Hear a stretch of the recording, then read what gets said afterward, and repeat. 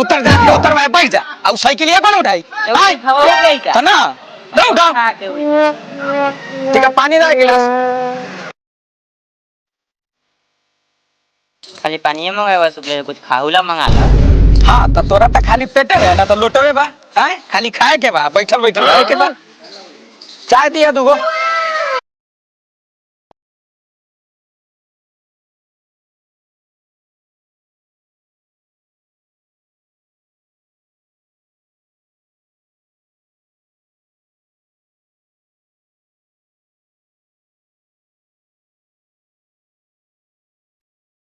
तो के का चाहिए? लइका चाही। यहाँ लड़का ना मिलल है, यहाँ चाय मिलल है। ठीक बात है, कुछ चाय दा।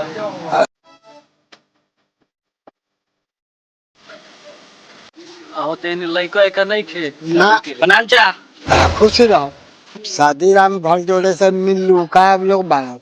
अच्छा अच्छा तो यही लोग बारे शादी हम घर जोड़े। हाँ हाँ ये तो बात यही लोग।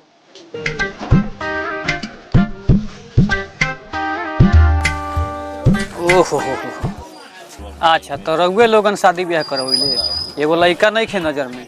लड़का तो बहुत बा लेकिन लड़का कैसन चाहिए कैसन कुल खानदान के लड़का चाहिए अपने के बताएं तब नु। लइका तो खानदानिये चाहिए जे कमाए खाए वाला होके अपना परिवार के ढंग से चला सके। ठीक बा तो खर्चा कितना ले करवाई? खर्चा जे लइका होते वो खर्चा करवाई। अच्छा ठीक बा। अरे फुलचुलवा के जो बेटवा है वो अभी बचल है कि हो गए ओकर बियाह?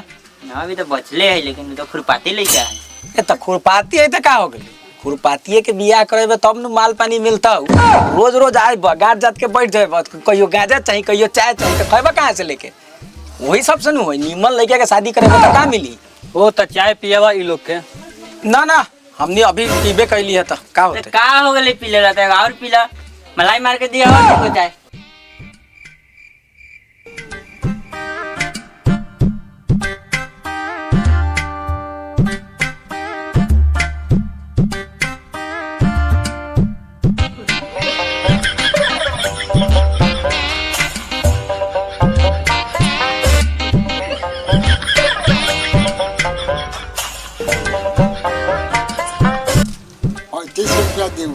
कह रही है कि न पी ना ना पी ले हम मलाई मार के दो 35 रुपया के चाय पी गए। देना दा हो हमारे पास थोड़े ना। कहाँ से 35 रुपया आते? तुहे न जानबो तोरा देबे घूमे बेरे तुहे न देबो। ठीक बा।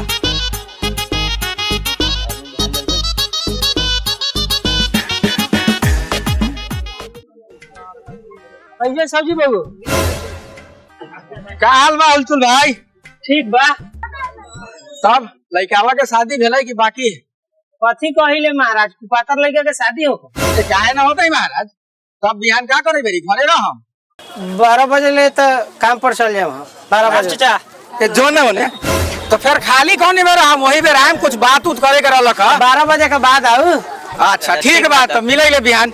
ठीक बा राम चाचा ए जो न होने तू देखै बारे बात करे बेरी तो ठीक बा ले लू सब हाँ ठीक बा ले ले घिउरा कैसे है अब भिंडी तो सस्ता तो ये बात है में से 2 किलो बांध लो जो केने बारे रे